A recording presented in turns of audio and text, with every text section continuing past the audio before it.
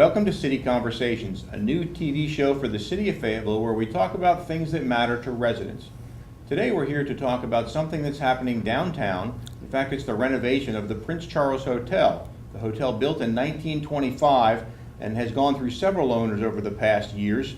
We now have with us today the project manager, Jordan Jones, for the new Prince Charles Holdings project, as well as Deputy City Manager Kristoff Bauer, who will talk about the city's role in the project. So, gentlemen, thank you very much for coming today. And I did fail to mention, Jordan, of course, that you are the great-grandson of the original builder for the hotel, which I thought was very interesting. So, again, honored to have you both here. And before we get into the specifics on the building itself, Kristoff, could you share what the city's role is or has been in this process? Well, sure. Of course, the Prince Charles Hotel has been a historic building that's been very important to the city for a long time. It's been something that has had some challenges with appropriate maintenance, and it's been, unfortunately, fallen into disrepair. And the city was really struggling with how we could be a partner in trying to get the project, get somebody to come in and revitalize that and bring back that historic building to be of value to our downtown. So we were working with the previous property owner and weren't having a lot of luck. We actually reached out to the School of Government and brought them in to assist us, and looking for someone who's willing to come in and play the part of redevelopment partner for us, and we had some difficulty. And so we actually found somebody Michael Lemansky, who is from the School of Government. He's done a lot of development work up in the Durham area, and he stepped out of the role as being representative of the School of Government and came on as a partner and formed Prince Charles Holding to actually step in and be the developer partner on this project. And then we had the problem with historic tax credits, and those went away for a while, and we were able to get those back, and we were able to actually find the funding for the project. And then, of course, baseball came along to make it all possible. So that was really our role. Was we were really trying to be a code enforcement officer to try and make sure we were enforcing our standards on a building that was dilapidating, and then became a health and safety problem for us. And then actually reaching out, trying to find a partner to bring to the community to partner with us in actually redeveloping the project and bringing it back to its original glory.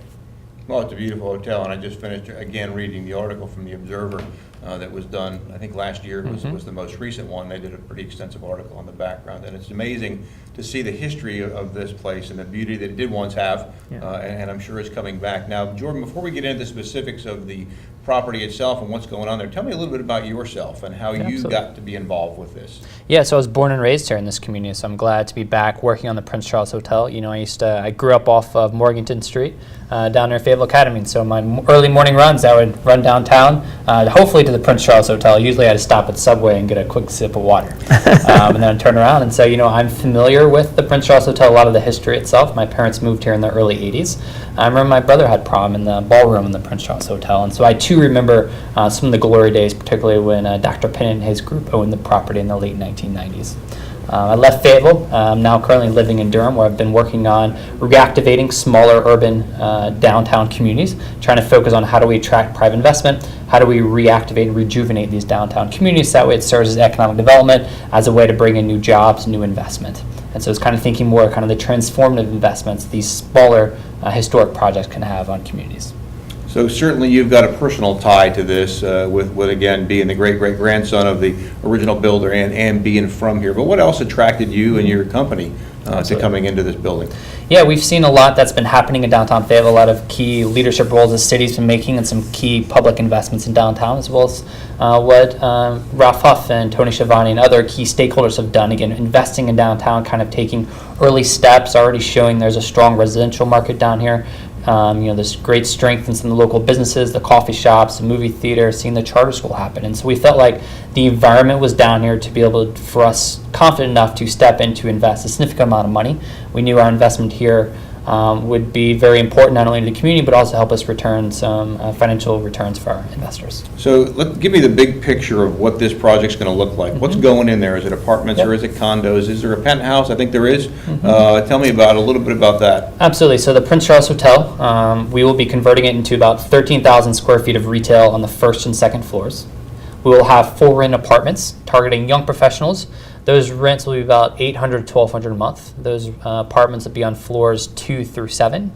And on the 8th floor right now, we're targeting a high-end penthouse apartment, be a full 3-bedroom, 3-bath unit. have the nice 12-foot terrace overlooking Hay Street, and then on the northern side of the unit you have great views into the new city's baseball stadium. And so it'll be an incredible unit for a great couple or household here in Fayetteville.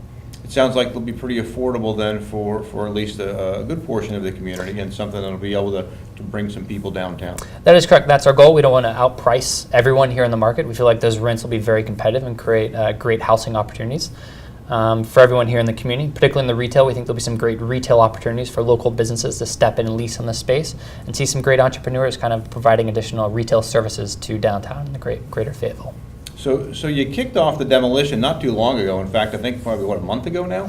That is correct. We started demolition, I believe it was in early September. And so that process has been going well. Again, we've been doing interior demolition, where we are removing basically everything in the interior of the building, except for the shell of the building, so kind of the facade, the brick facade, and then the steel columns we have going through. So all the old walls, floors, ceiling, old piping, electrical wiring, everything's coming out of the building. We're really starting from scratch. Well, it sounds very exciting. Hey, could we roll over to the video we've got?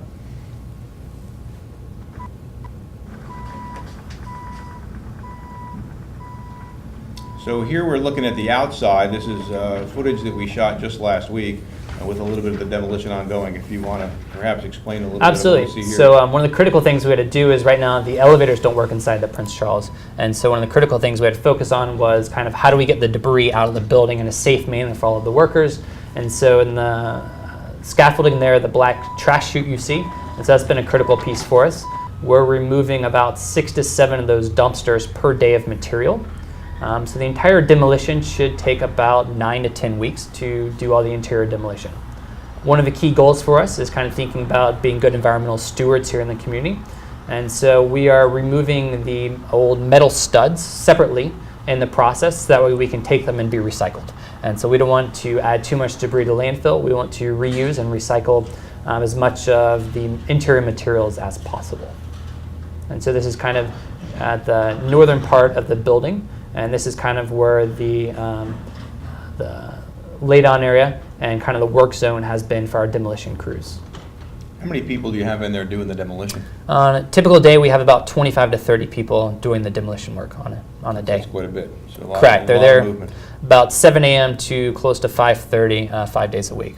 So a good 10-hour work day, 5 days a week. Let's look at that next video that we've got as well. I always love looking at the inside of the building. I was very fortunate that you allowed us to go in there and look a few weeks ago and see what was going on. Here we see things going down the chute. Yeah, this is all the old material going down the trash chute. Again, you know, this is the community's project. This is a critical cultural asset for the community here.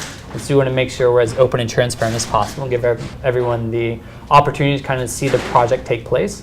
So we see here kind of some of the old walls. There's some insulation and drywall right there that the crews are removing out. You can see that shot right there. You see where the metal studs are. They set those to the side. So again, that way they can be recycled later on in the process. So it is a lot of physical labor. A lot of these walls are pretty thick. So it's just a lot of grunt work that's been needed in this process. Safety is always a critical piece for us. So we always have 1 or 2 safety people on site. You'll see them. We have a lot of water hoses out there. Dust is a big issue. We don't want any pedestrians, particularly walking on Hay Street, having issues with dust. So they're down there always spraying the materials, making sure the dust is not an issue, and it's all about safety for our crews. Sure. Let's roll that final video that we've got and see the interior demolition. This is really after the floor has been gutted.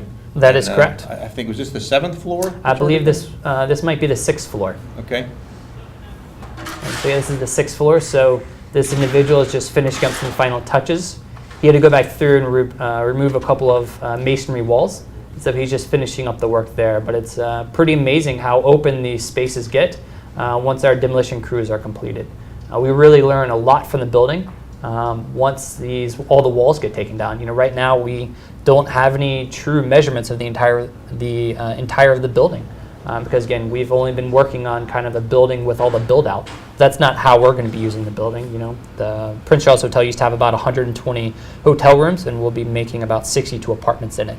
And so we've been able to demolish the interior, understand the structure of the building, and we've also gone through and laser measured the entire building. And so we have these fancy cameras go through and take exact measurements of the entire space. So that's been crucial for us and our design team as we keep moving the project forward.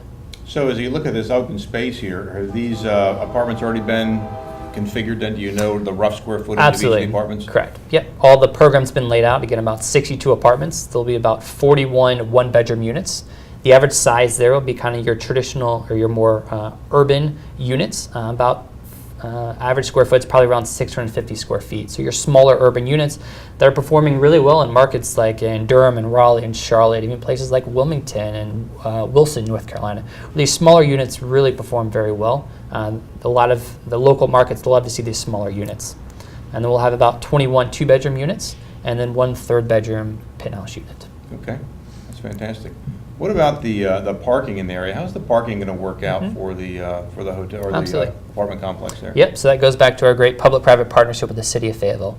And so when we came here to this community, similar to our work in downtown Durham, my partner Michael Lemansky was, if you renovate one building, it doesn't really change much in your downtown. It doesn't really kind of change the needle to get others invest in your downtown. It's not as transformative.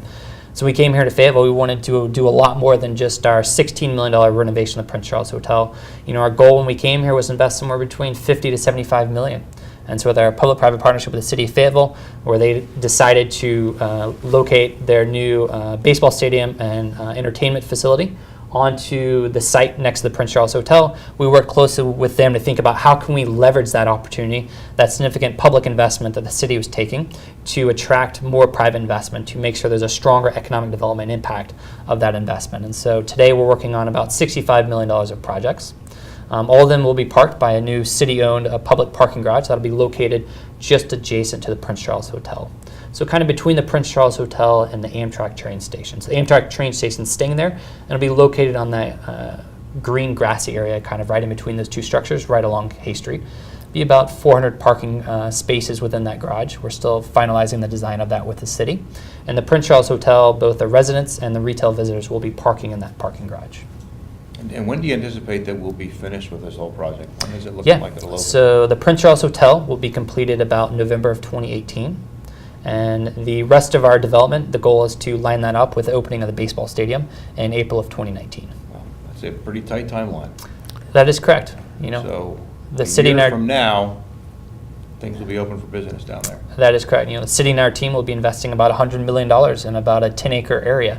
That's a significant amount of investment. It is. Very dense development. So we're very excited to be working with the city on this. When do you anticipate opening up or starting to advertise for rent and ownership in there? Yeah, we are currently talking to potential retail tenants for the space. And then for the residential units, we'll look to start marketing those units probably earlier in the spring, probably around May or June timeframe. And do you have any indication yet? You mentioned to me earlier in our previous discussions about a restaurant down there. Any idea what that's going to look like yet? Not yet. So we're talking to a couple of chefs and restaurant groups still. A couple of them here in North Carolina, and I'll be going up to Virginia next week to meet a big group based out of Richmond. They all have strong interest, and In fact, here we go. Here's a picture as of the it right there. rendering showing right here. And again, the goal, going back to what we shared earlier, is kind of this building is a cultural asset for the community. This is the lobby that's shown in the rendering here, the old lobby for the hotel. This is probably the most grandiose space in all of Fayetteville. The last thing personally I wanted to see was that this lobby could only be used by the residents of the building, the 62 households. I want to make sure that the public had the opportunity to enjoy the space and see how spectacular space this is. And so we talked about a couple of options of creating retail space in here, particularly a restaurant that would activate the space and also create opportunities for the public to enjoy this true cultural asset to the community. And then how about the retail space in the back? You said that, any ideas on what that might look like yet? Or Not still- yet, still- correct. We're still working on talking with this individual interested in opening up a small urban grocery store. We have a couple other beverage and brewery concepts as well we were talking to. So we're looking to activate it, bring in the highest and best use for the space. And one of the challenges we've had on this end of Hay Street is that right now there's not a lot of reason to be on that side of the street, especially with the Prince Charles. Yep. That sidewalk having been closed for a couple of years. The AIT building, which is the kind of high-tech building that sits next to it, doesn't have an entrance on this side. So there's really not much reason for people to be walking on that side of the street. So with this asset and the others that we're building, we're really trying to create an opportunity for people to want to come to this part of Hay Street, new retail opportunities, new restaurants for them, and get them down and then, of course, eventually to the stadium. So we're really trying to create a new place in downtown. And Kristoff, we've talked before in a previous episode about the economic impact that the baseball stadium will have. How do you see that from the city's perspective, tying into the economic impact here with Prince Charles as well? Well, it's all about residents. Getting people to actually live in your downtown is a key part of getting economic activity in your downtown. The people who live there, they're the ones that are going to go out and shop in perhaps a little neighborhood store. They're going to go to the restaurants. They're going to go to the entertainment venues. They're really going to be part of a community. And that's different from people just traveling in and maybe being not as interested in the long-term health of your downtown. So having a real constituency that lives and thrives in downtown is important to your economic development of your downtown. So with this 2 projects, we have the 62 units. Correct. 62 units that'll be in this building. We're looking at another residential complex on top of the garage. We're hoping you'll get 125 units Yep. in that one. And then we actually have a new hotel, which will have a number of keys. So with just this project, just this $100 million worth of investment, just $100 million of investment, we're going to have a significant impact in the population of our downtown. And that's where small business can start to thrive. And you mentioned from a timeline perspective, so these apartments in the Prince Charles, by November of this time next year, occupied or beginning to be occupied. And Jordan, you mentioned the space next to it with the garage and whatever goes on top, potentially opening about the time of the stadium, which is in 19, only really 6 months away. How do we see that then moving forward? Is the ground going to start breaking soon in that other flat grass area that we have in front of the Prince Charles? Yeah, sure hope so. That is correct. So we will be acquiring that parcel back from the city. We've set a closing date of that of December the 15th. And then soon after that, we will be starting to do some pile driving. So again, it'll be about a 4-level parking garage. We'll be doing 2 towers above that. So density on that site will be the smaller building probably be around 8-ish stories, and the other one could be anywhere from 10 to 13 stories, depending on the density we can get on the site. And so we're looking at add density to downtown Fayetteville.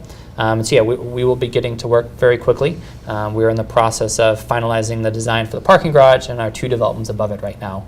And so we're ready to drive some piles into the ground. I think we have to do about 800 of them in about 1 acre. Just 1 or 2. So, just 1 or 2 piles. Yeah, I think one of the things that people have a hard time envisioning right now is that you have a blank area that's been a parking lot and a grassy lot for a long time. And we've talked to them about this significant investment, and they're going, there's not space. And so we actually walked some people out there, and I said, no, it's going to be right here. And they're going, oh, yeah. And I think the fact that we're actually going to build right there, either the second tallest or the tallest building in downtown over the next 12 to 18 months, when that starts coming on the ground, people are going to see it. And it's going to be a significant change. And really at one of the main gateways, you get the ASOM, the Medical Yep. Arts Building, and then you're going to have this structure, these 2 structures, really providing the entryway and the stadium to the downtown area. So it's going to change the character of our community significantly. You said tall, so taller than Sistel? Taller than Sistel. Wow. Potentially, correct. That's exciting. And then I guess the final question for you, we've talked about parking garages and parking.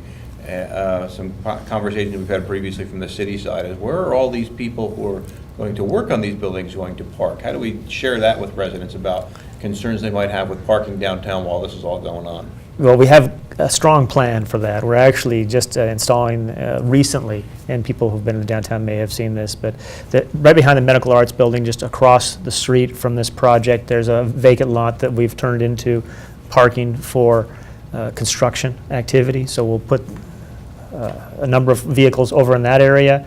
We'll have just a small number of sites for staging on the plaza area as well. The plaza would be the last piece to sort of come together once the construction around it is completed.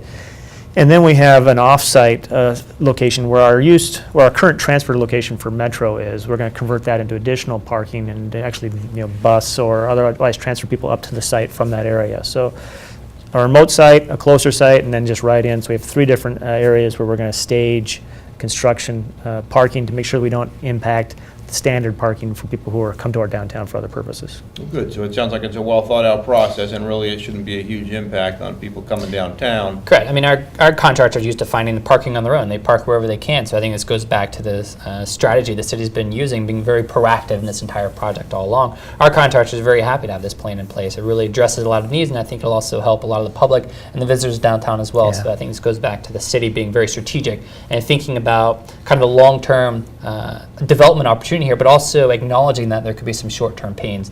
And so the city's done a fantastic job taking all that in consideration in their planning. Good.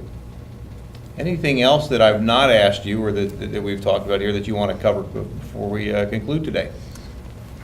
Well, I want to cover something that seems to be a lot of fear. Change is challenging, and people are concerned.